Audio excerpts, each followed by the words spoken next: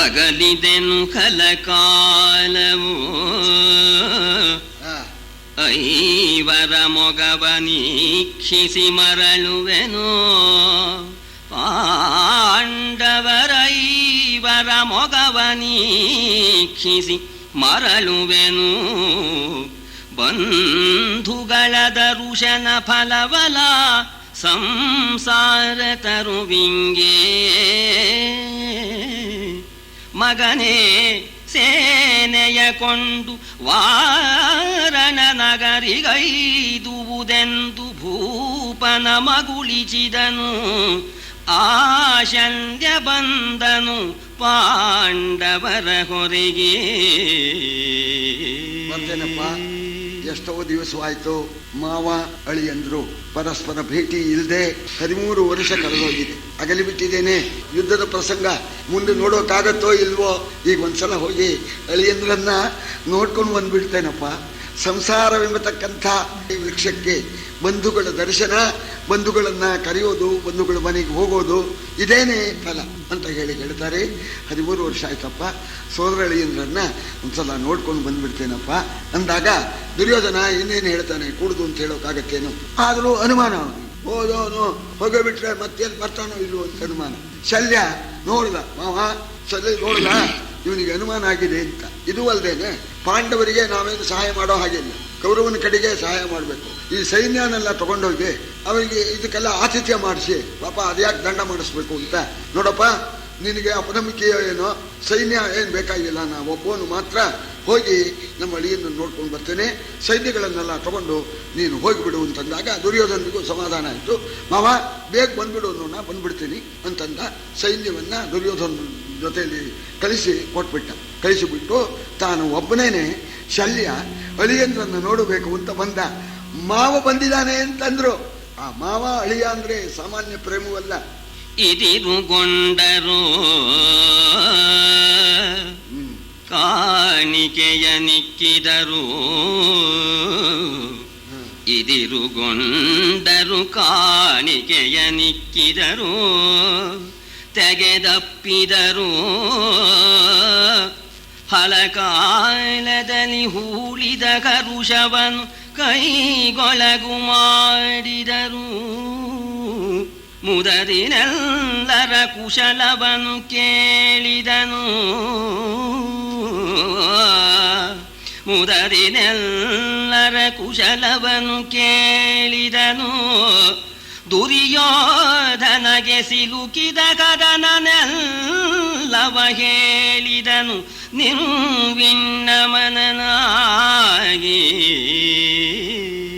ಮಾವು ಬಂದಿದ್ದಾನೆ ಎನ್ನೋ ಮಾತನ್ನ ಕೇಳಿದ್ಕೊಳ್ಳೇನೆ ಪಾಂಡವರು ಮಾವನ್ನ ಎದುರುಗೊಂಡಿದ್ದಾರೆ, ಕಾಣಿಕೆ ಕೊಟ್ಟಿದ್ದಾರೆ, ನಮಸ್ಕಾರ ಮಾಡಿದ್ದಾರೆ, ಒಪ್ಕೊಂಡಿದ್ದಾರೆ.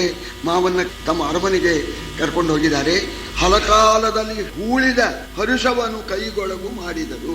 ಹೂತೋಗಿತ್ತಂತೆ. ಮಾವ ಅಳಿಯ ನೋಡದೇನೆ 13 ವರ್ಷ ಹೋಗಿತ್ತು. ಆ ಹರುಷ ಹೂತೋಗಿತ್ತಂತೆ. ಆ ಹೂತ ಹರುಷವನ್ನ ಕೈಯಲ್ಲಿ ತಗೊಂಡ್ರಂತೆ. ಮಾವ 13 ವರ್ಷ ಆಯ್ತಪ್ಪ, ನಿನ್ನ ನೋಡ್ದೇನೆ ಇವತ್ತು ನಾವು ನೋಡಿದಾಗಾಯ್ತು ಮಾವ ಅಂತ ಹೇಳಿ ಮಾವನ್ನ ಕೊಂಡಾಡ್ತಾ ಇದ್ದಾರೆ, ಕಾಣಿಕೆ ಕೊಡ್ತಾ ಇದ್ದಾರೆ. ಇದೆಲ್ಲ ನೋಡ್ದ, ಎಲ್ಲ ದೈವವೇ ಹೇಗ ಹೋಯ್ತಲ್ಲ, ಇಂಥ ಅಳಿಯಂದ್ರಿಗೆ ಸಹಾಯ ಮಾಡ್ತಕ್ಕಂಥ ಆ ಅವಕಾಶ ತಪ್ಪು ಹೋಗ್ಬಿಡ್ತಲ್ಲ ಅಂತ ಅವನ ಮುಖ ಸ್ವಲ್ಪ ಚಿಕ್ಕದಾಗ್ಬಿಡ್ತು, ಸಂಕಟ ಆಗ್ಬಿಡ್ತು. ಆಗ ಧರ್ಮರಾಜ್ ಕೇಳಿದ, ಯಾಕೆ ಮಾವ ಮೈಯಲ್ಲಿ ಚೆನ್ನಾಗಿಲ್ವೇ, ಆರೋಗ್ಯ ಕಮ್ಮಿನೇ, ಯಾಕೆ ಮುಖ ಬಾಡಿದೆಯಲ್ಲ ಅಂತ ಕೇಳಿದಾಗ ಏನು ಹೇಳೋ, ಅಚಾತುರ್ಯ ಆಗಿಬಿಡ್ತ್ಕಣೋ, ವಿಚಾರ ಮಾಡಲಿಲ್ಲ. ದುರ್ಯೋಧನ ಆತಿಥ್ಯ ಮಾಡಿ ನಮ್ಮನ್ನು ಹಂಗಿಗೆ ಒಳಪಡಿಸಿಬಿಟ್ಟ. ಈ ರೀತಿ ದುರ್ಯೋಧನ ನಮ್ಮನ್ನ ಆಕ್ರಮಿಸ್ಕೊಂಡ್ಬಿಟ್ಟ. ನಾನು ದುರ್ಯೋಧನ ಕಡೆ ಹೋಗತಕ್ಕಂಥ ಪ್ರಸಂಗ ಬಂತು, ನಿನಗೆ ಸಹಾಯ ಮಾಡೋದಕ್ಕೆ ಇಲ್ವಲ್ಲ ಅಂತ ನನಗೆ ಬಹಳ ಸಂಕಟವಾಗ್ತಾ ಇದೆ ಅಂತಂದೋಣ. ಮಾವ ನೀನು ಕೈ ಬಿಟ್ಬಿಟ್ಟಿಯಾ ಅಂದ ಧರ್ಮರಾಜ. ಈ ಸಂದರ್ಭದಲ್ಲಿ ಮಾವ ಅಳಿಯಂದ್ರನ್ನು ನೀನು ಕೈ ಬಿಟ್ಬಿಟ್ಟಿಯಾ, ಆ ಕಡೆ ಹೋಗ್ಬಿಟ್ಟಿಯಾ ಅಂತ ನೋಡ. ಅದಕ್ಕೆ ಶಲ್ಯ ಹೇಳ್ತಾ ಇದ್ದ, ಅಪ್ಪ ನಾನು ಕೈ ಬಿಟ್ಟಿದ್ದು ನನಗೆ ಅದೃಷ್ಟ ಇಲ್ಲ ಅಂತ, ನಿನಗೆ ಸಹಾಯ ಮಾಡತಕ್ಕ ಪುಣ್ಯ ಅದೃಷ್ಟ ನನಗಿಲ್ಲ ಅಂತ ನಾ ಪೇಚಾಡ್ಕೋಬೇಕು. ಕಂದ ನೀನು ಪೇಚಾಡ್ಕೋಬೇಡ. ಯಾಕೆ ಆದಡೆ ನೆಲೆ ಕಂದ ತಪ್ಪದು ಮೇದಿನಿಯ ಸಿರಿ ನಿನಗೆ, ತಪ್ಪದು ಮೇದಿನಿಯ ಸಿರಿ ನಿನಗೆ, ಸತ್ಯವ ಕಾದು 13 ಬುಧನವೆದಿರಿ ಮುಂದೆಲೇ ಜಗುನು ಕಾದಿ ವೃತ್ರಾಸುರನ ಮುರಿದ ಅಪವಾದದ ನಿಸಿರಿ ಹೋಗಿ ದುಃಖಿತನಾದನಿಂದ್ರನು ಮತ್ತೆ ಬದುಕಿದ ಶಚಿಯ ದೆಸೆಯಿಂದ. ಯಾಕೆ ಯೋಚನೆ ಮಾಡ್ತಾ ಇದ್ದೀಯಾ? ಯುದ್ಧದಲ್ಲಿ ನಿನಗೆ ಜಯವಾಗತ್ತೆ, ರಾಜ್ಯಲಕ್ಷ್ಮಿ ನಿನಗೆ ಪ್ರಾಪ್ತಳಾಗ್ತಾಳೆ. ಯಾಕೆ ಅಂತಂದ್ರೆ ಧರ್ಮೋ ರಕ್ಷತಿ ರಕ್ಷಿತ. ಧರ್ಮವನ್ನು ನಾವು ಕಾಪಾಡಿದ್ರೆ ಆ ಧರ್ಮ ನಮ್ಮನ್ನು ಕಾಪಾಡುತ್ತೆ. ಸತ್ಯವೇ ಧರ್ಮ ಅಂತ ಹೇಳಿ ಆ 13 ವರ್ಷ ಕಾಲ ವನವಾಸ ಅಜ್ಞಾತವಾಸ ಮಾಡಿ ಸತ್ಯವನ್ನ ಕಾಪಾಡ್ಕೊಂಡಿದ್ದೀರಿ. ಆ ಸತ್ಯ ಆ ಧರ್ಮ ನಿಮ್ಮನ್ನ ಕಾಪಾಡುತ್ತೆ. ಏನೋ ಕೆಲವು ಕಾಲ ಕಷ್ಟ ಅಂತ ಅನ್ನೋದಿತ್ತು, ಕಷ್ಟವನ್ನ ಪಟ್ಟಿದ್ದೀರಿ. ನಿಮ್ಮದೇನು ದೇವತೆಗಳಿಗೆಲ್ಲ ಒಡೆಯನಾಗಿರ್ತಕ್ಕಂಥ ದೇವೇಂದ್ರ ಕೂಡ 1000 ವರ್ಷ ಕಷ್ಟ ಅನುಭವಿಸ್ಬಿಟ್ಟ. ಇಂದ್ರ ಪದವಿಯನ್ನು ಕಳ್ಕೊಂಡು ವೃತ್ರಾಸುರನನ್ನು ಕೊಂದು ಬ್ರಹ್ಮಹತ್ಯೆ ಬಂದು ಗಂಟಾಕಿ ಹೋಗಿ ಯಾವುದೋ ಒಂದು ಮೂಲೆ ಒಳಗೆ ಒಂದು ಸರೋವರದ ಕಮಲದ ನಾಳದೊಳಗೆ ಅಡ್ಕೊಂಡ್ಬಿಟ್ಟ. ಬಹಳ ದುಃಖ ಅನುಭವಿಸಿದ. ಆದರೆ ಸಾಧ್ವಿಯಾಗಿರ್ತಕ್ಕಂಥ ಶಶಿದೇವಿ ಅವಳ ಪಾತಿವ್ರತ್ಯ, ಅವಳ ಸೌಭಾಗ್ಯದಿಂದ ಪುನಃ ತನ್ನ ಇಂದ್ರ ಪದವಿಯನ್ನ ಪಡೆದ. ಅದೇ ರೀತಿ ದ್ರೌಪದಿಯ ಸೌಭಾಗ್ಯದಿಂದ ನೀವು ಸುಖವನ್ನ ಹೊಂತೀರಿ, ಧರ್ಮ ನಿಮ್ಮನ್ನ ಕಾಪಾಡುತ್ತೆ. ಇಂಥ ಧರ್ಮಿಷ್ಠರಿಗೆ ಸಹಾಯ ಮಾಡತಕ್ಕಂಥ ಭಾಗ್ಯ ನನಗಿಲ್ವಲ್ಲ ಅಂತ ನಾನು ದುಃಖ ಪಡಬೇಕಾಗಿದೆ ಅಂತಂದ ಶಲ್ಯ. ಆಗ ಆ ಕಥೆ ಹೇಳು ಅಂತ ಹೇಳಿ ಕೇಳ್ತಾನೆ. ಸರಿ, ಇಲ್ಲಿ ಒಂದೇ ಪದ್ಯ ಕುಮಾರವ್ಯಾಸ ಈ ನಹುಷನ್ನ ಇಂದ್ರ ಮತ್ತೆ ರಾಜ್ಯವನ್ನ ಪಡೆದ ಕಥೆ ಹೇಳಬೇಕು ಅಂತ ಕೇಳಿದಾಗ ಆ ಕಥೆನ ಒಂದು ಪದ್ಯದಲ್ಲಿ ಕುಮಾರವ್ಯಾಸ ಹೇಳ್ತಾ ಇದ್ದಾನೆ. ನಹುಷನನು ಕೆಡೆನು ಕೀ ಋಷಿಗಳ ಮಹಿಮೆಯಲಿ ಸಾಮ್ರಾಜ್ಯದಲ್ಲಿ ಸನ್ನಿಹಿತನಾದದು ಮತ್ತೆ ದಿವಿಜರ ರಾಯನೊಳಗಾಗಿ ಅಹಿತರವಗಡಿಸಿದೊಡೆ ಕುಸಿದನು ಬಹಳಲೇಸನು ಬಳಿಕ ಕಂಡನು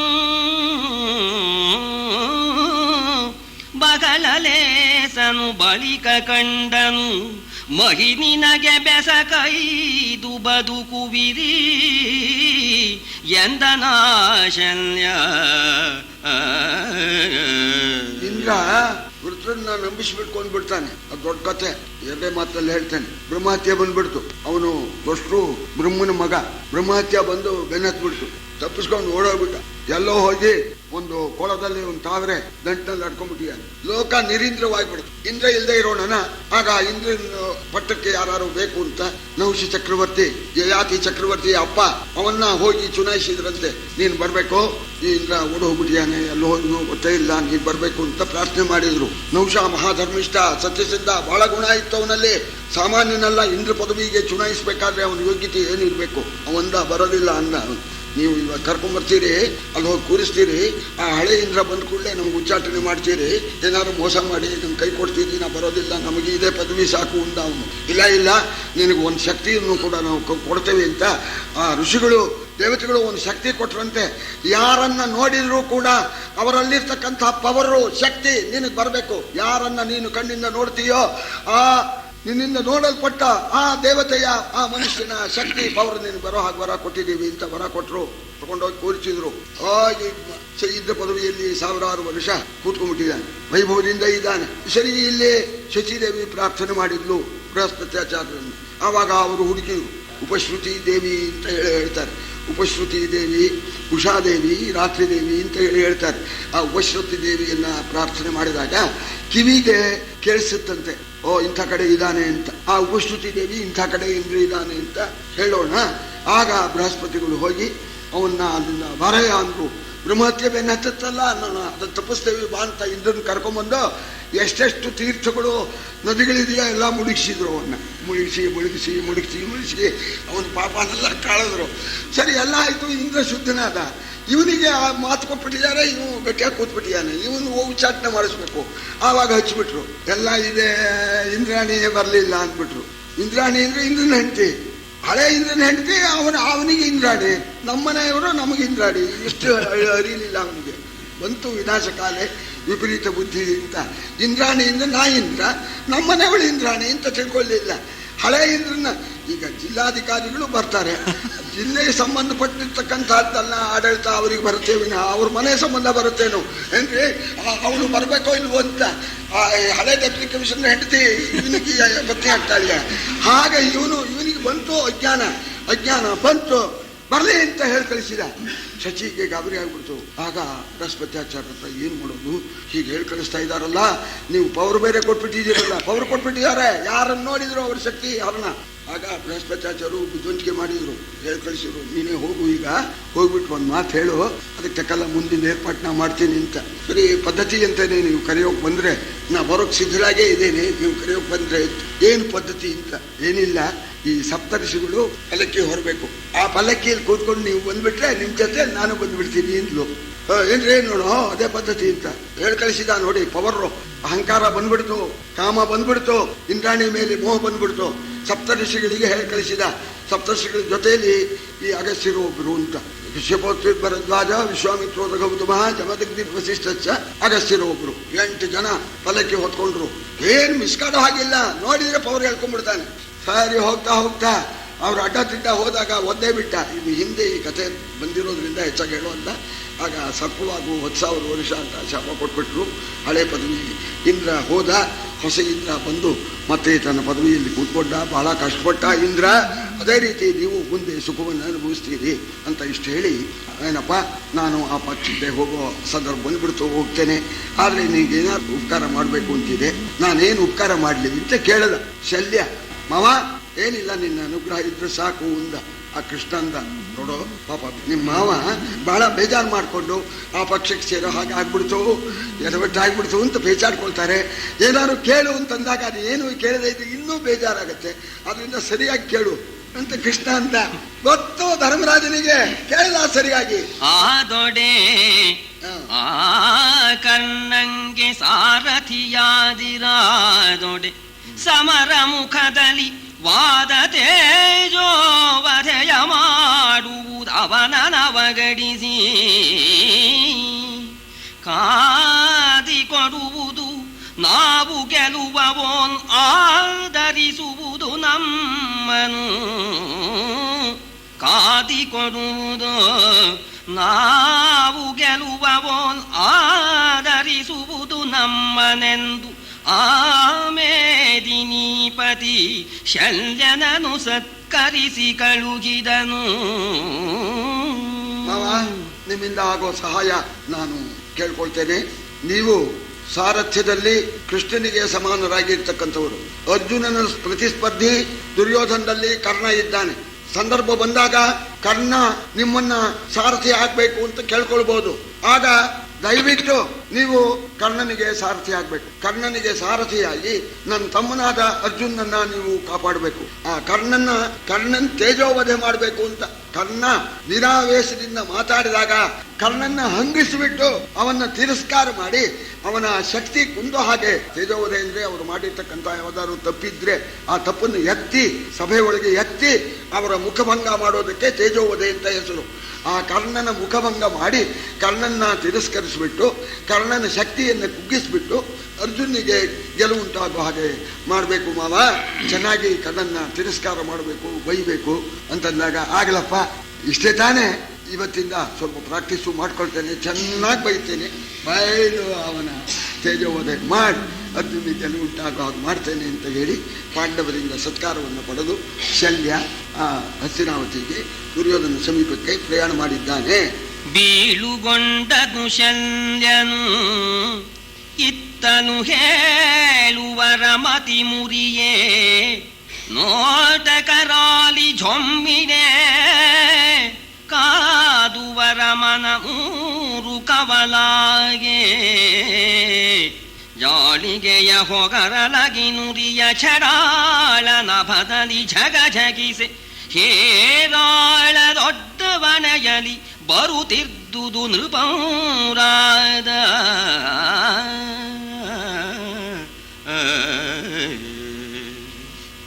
ದೆಸೆಗಳೆಂಟರ ಮೂಲ ಬಿರಿಯಲು ಪಸರಿಸಿತು ಹಳೆ ಬೊಮ್ಮಗಹುದೇ ಹೊಸ ವಿಧಾತ್ರನ ಸೃಷ್ಟಿಯಿದು ಹೆಸರೇನು ಹೊಗಳುವರೇ ಕುಸಿಯನೇ ಕೂರುಮನು ಭಾರಗೆ ನಸಿಯನೇ ನಾಗೇಂದ್ರನು ಆನೆಗಳು ಸುರಗದುಳವೆ ನೋಡೆನಲು ಬಂದುದು ನೃಪಂರಾದ. ಈಗ ಶಲ್ಯ ಹೊರಟೋಗಿದ್ದಾನೆ. ಇಲ್ಲಿ ಇನ್ನೂ ಕೆಲವು ರಾಜರುಗಳು ಸಹಾಯಕ್ಕೋಸ್ಕರ ಬಂದರು ಅಂತ ಏನು ಹೇಳೋದಕ್ಕೆ ಸಾಧ್ಯವಿಲ್ಲ. ಲೆಕ್ಕ ಮಾಡಿ ಆ ಬುದ್ಧಿ ಎಷ್ಟು ಬುದ್ಧಿ ಉಪಯೋಗಿಸಿದ್ರು ಇಷ್ಟು ಬಂತು ಸೈನ್ಯ ಅಂತ ಹೇಳುವಾಗಿಲ್ಲ. ಆ ಪ್ರಕಾರವಾಗಿ ಎರಡೂ ಕಡೆಗೆ ಸೈನ್ಯ ಬಂದು ಸೇರಿಬಿಡ್ತಂತೆ. ಏನು ಆ ಭಾರವನ್ನ ಹೊರತಕ್ಕಂಥ ಆ ಕೂರ್ಮ ಎಲ್ಲಕ್ಕಿಂತ ಕೆಳಗಿರ್ತಕ್ಕಂಥ ಕೂರ್ಮ ಕುಸ್ತೋಗ್ತಾನೋ ಅನ್ನೋ ಹಾಗೆ ಆ ನಾಗೇಂದ್ರ ಆದಿಶೇಷನ ಹೆಡೆ ತಗ್ಗೋಗೋ ಅಂತೇನೆ ಆ ಸೈನ್ಯ ಬಂತು. ದಿಗ್ಗಜಗಳು ಈ ಭಾರ ಹೊರಲಾರ್ದೇನೆ ಉಸಿರು ಕಟ್ಟೋಗುತ್ತೋ ಅನ್ನೋ ಆಗಿತ್ತಂತೆ. ಈ ಪ್ರಕಾರವಾಗಿ ಚೋಳ, ಪಾಂಡ್ಯ, ಕೇರಳ ಅಂತ ಹೆಸರು ಕೊಡ್ತಾ ಇದ್ದಾರೆ. ಎಲ್ಲ ಬಂದ್ಬಿಟ್ರು ಅಂತ 3 ಕವಲಾಗೆಯಿಂದ ಇವ ಆ ಯುದ್ಧ ಮಾಡೋಕೆ ಬಂದಿರ್ತಕ್ಕಂಥ ರಾಜರ ಬುದ್ಧಿ 3 ಕವಲಾಯಿತು ಅಂತ. ಅಂದ್ರೆ ಪಾಂಡವರಿಗೆ ಸಹಾಯ ಮಾಡಬೇಕು ಅಂತ ಬಂದವರು ಅಕಸ್ಮಾತ್ ಕೌರವನ ಕಡೆಗೆ ಹೋಗ್ಬಿಡೋದು. ಹೀಗಾಗಿ ಈ ಕಡೆ ಇರೋದು ಆ ಕಡೆ ಮೇಲೆ ಅಯ್ಯೋ ಆ ಕಡೆಗೆ ಆಗಿದ್ರೆ ಆಗೋದು ಅಂತ ಆ ಕಡೆ ಮನಸ್ಸು ಬರೋದು, ಒಂದೇ ಕಡೆ ಇದ್ದು ಆ ಕಡೆಯಲ್ಲೇ ಅಭಿಮಾನ ಇರೋದು, ಈ ರೀತಿ ಆಯ್ತು ಅಂತ. ಇಲ್ಲಿ ಉದ್ದೇಶಪೂರ್ವಕವಾಗಿ ಶಲ್ಯನ್ನ ಈ ಕಡೆ ಮಾಡ್ಕೊಳ್ಳೋದೇನು ಕಷ್ಟ ಇರಲಿಲ್ಲ. ಪರಮಾತ್ಮ ಯೋಚನೆ ಮಾಡಿ ಆ ಕಡೆ ಇದ್ರೆ ಒಳ್ಳೇದು ಅಂತ ಉದ್ದೇಶಪೂರ್ವಕವಾಗಿಯೇನೆ ಪರಮಾತ್ಮ ಪಾಂಡವರಿಗೆ ಹೇಳಲಿಲ್ಲ. ಹೀಗೆ ನಿಮ್ಮ ಮಾವು ಬರ್ತಾ ಇದ್ದಾನೆ, ಹೋಗಿ ಮೊದಲೇ ಹೋಗಿ ಅವನಿಗೆ ಏರ್ಪಾಟ್ ಮಾಡಿ ಅಂತಂದಿದ್ರೆ ಮಾಡ್ಬಿಡೋರು. ಕೃಷ್ಣ ಉದ್ದೇಶಪೂರ್ವಕವಾಗಿ ಹೇಳಿಲ್ಲ, ಅಲ್ಲಿ ಆ ಕಡೆಗೆ ಹೋಗ್ಬೇಕವ. ಕಾರಣ ಏನು ಅಂತಂದ್ರೆ ಕರ್ಣನ ಪರಾಕ್ರಮವನ್ನು ಕುಗ್ಗಿಸ್ಬೇಕು. ಕರ್ಣನ ಪರಾಕ್ರಮವನ್ನು ಕುಗ್ಗಿಸೋದಕ್ಕೆ, ತೇಜವಧೆ ಮಾಡೋದಕ್ಕೆ ಇವು ಹೋಗ್ಬೇಕು. ಕೆಲವರ ಸ್ವಭಾವ ಬೈದ್ರೆ ಕೆಲವರಿಗೆ ಪವರ್ ಹೆಚ್ಚಾಗತ್ತೆ, ಕೆಲವರಿಗೆ ಹೊಗಳಿದ್ರೆ ಪವರ್ ಹೆಚ್ಚಾಗತ್ತೆ. ಕರ್ಣನಿಗೆ ಹೊಗಳಿದ್ರೆ ಶಕ್ತಿ ಹೆಚ್ಚಾಗತ್ತೆ, ಬೈದು ಬಿಟ್ಟು ಬಿಡ ಏನ ಅಲ್ಲಿ ಓಡೋದವನು, ಇಲ್ಲಿ ಘೋಷಯಾತ್ರೆಯಲ್ಲಿ ಬಿದ್ರ ಮೇಲೆ ಅಡ್ಕೊಂಡವನು ಮಾತಾಡ್ತಾ ಇದೀಯ ಅಂತ ಹೀಗೆಲ್ಲ ಅಂದ್ರೆ ಅವನು ಕುಸ್ತು ಬಿಡ್ತಾನೆ. ಅರ್ಜುನಿಗೆ ಬೈದು ಬಿಟ್ರೆ ಅಂತ ಹೇಳಿ ಆ ಶಕ್ತಿ ಹೆಚ್ಚಾಗತ್ತೆ. ಕೃಷ್ಣ ಯೋಚನೆ ಮಾಡ್ದ, ಕರ್ಣನ ಅರ್ಜುನ್ ಸಮ ಮಾಡಬೇಕಾದ್ರೆ ಒಂದೇ ಕಡೆಯಲ್ಲಿ ಹೆಚ್ಚಿಸೋದಕ್ಕೆ ಆಗೋಲ್ಲ, ಇನ್ನೊಂದು ಕಡೆ ಕಮ್ಮಿ ಮಾಡಿ ಈ ಕಡೆ ಹೆಚ್ಚಿಸಿದರೆ ಅದು ಎರಡು ಸರಿಯಾಗತ್ತೆ ಅಂತ ಹೇಳಿ ಅಲ್ಲಿ ಬೈಯೋಕೆ ಅವನ ಏರ್ಪಾಟು. ಅದಕ್ಕೋಸ್ಕರ ಶಲ್ಯ ಆ ಕಡೆ ಹೋಗಲಿ ಅಂತ ಏರ್ಪಾటు ಮಾಡಿದ್ದಾನೆ. ದುರ್ಯೋಧನ ನಾನೇ ಗೆದ್ದೆ, ಕೃಷ್ಣನಿಗೆ ಟೋಪಿ ಹಾಕಿದೆ ಅಂತ ಇವ್ ಮಾಡ್ಕೊಂಡಿದ್ದಾನೆ. ಹಾಕಿರೋ ಟೋಪಿ ಇವನಿಗೆ, ಟೋಪಿ ಬಿದ್ದಿರೋದು ದುರ್ಯೋಧನಿಗೆ. ದುರ್ಯೋಧನ ಮಾಡ್ಕೊಂಡಿರೋದು ಹೇಗೆ ಮಾಡಿಬಿಟ್ಟೆ ನಾನು, ಮಾಮನ ಕಡೆ ಹೇಳ್ಕೊಂಡ್ಬಿಟ್ಟೆ ಅಂತ. ಮಾವ ಆ ಕಡೆ ಹೋದ್ರೆ ಅನುಕೂಲ ಅಂತಲೇ ಬಿಟ್ಟಿರೋದು ಕೃಷ್ಣ. ಸರಿ, ಈ ಪ್ರಕಾರವಾಗಿ ಆಗಿದೆ. ಇಲ್ಲಿ ದ್ರುಪದ ಮಹಾರಾಜರ ಆ ಪುರೋಹಿತರು ಹೇಳಿದ್ರಲ್ಲ, ಸರಿ ಹೋಗ್ಬೇಕು ಅಂತ ದ್ರುಪದ ಮಹಾರಾಜ ಕಳಿಸಿದ್ನಲ್ಲ, ಒಂದೇ ಪದ್ಯದಲ್ಲಿ ಹೇಳ್ತಾನೆ. ಹಸ್ತಿನಾವತಿಗೆ ಬಂದವರು ದ್ರುಪದ ರಾಜ ಪುರೋಹಿತನು ಕುರು ನೃಪನ ನಿತ್ತಲು ಬಂದು ಕಂಡನು, ವಿಪುಲ ಮತಿ ಮಾತಾಡಿದನು ನಿಜ ರಾಜ ಕಾರ್ಯವ. ಕೃಪಣತನದಲ್ಲಿ ಕೌರವನು ಗುರು ಕೃಪನ ಭೀಷ್ಮನ ಮತವನೊಲ್ಲದೆ ಚಪಲ ಕರ್ಣನ ಕೂಡಿ ನಿಶ್ಚಯಿಸಿದನು ಕಾಳಗವ. ಪುರೋಹಿತರು, ದ್ರುಪದರಾಜ ಪುರೋಹಿತರು ಕಾಶ್ಯಪರು ಹಸ್ತಿನಾವತಿಗೆ ಬಂದರು. ಭೀಷ್ಮಾದಿಗಳಿಂದ ಸತ್ಕಾರ ಪಡೆದರು. ಒಳ್ಳೆ ನ್ಯಾಯವಾಗಿ ಮಾತಾಡಿದರು. ಪಾಂಡವರಿಗೆ ಸಲ್ಲಬೇಕಾದ ರಾಜ್ಯ ಕೊಟ್ಬಿಡಿಪ್ಪ, ನೀವು ಅನ್ಯೋನ್ಯವಾಗಿರ್ರಿ. ವಾಸ್ತವವಾಗಿ ಪಾಂಡವರ ಪಕ್ಷ ಸಾಮಾನ್ಯವಾಗಿರ್ತಕ್ಕಂಥದ್ದಲ್ಲ ಅಂತ ಅವರು ಸ್ಪಷ್ಟವಾಗಿ ಮಾತಾಡಿದರು. ಕೊನೆಯಲ್ಲಿ ಒಂದು ಮಾತು ಹೇಳಿದರು, ಬಹುಲತ್ವಂಚ ಸೇನಾನ ವಿಕ್ರಮಂಚ ಕಿರೀಟಿನಃ ಬುದ್ಧಿಮತ್ವಂಚ ಕೃಷ್ಣಸ್ಯ ಬುದ್ಧ್ವಾ ಯುಧ್ಯೇತ ಕೋ ನರಃ.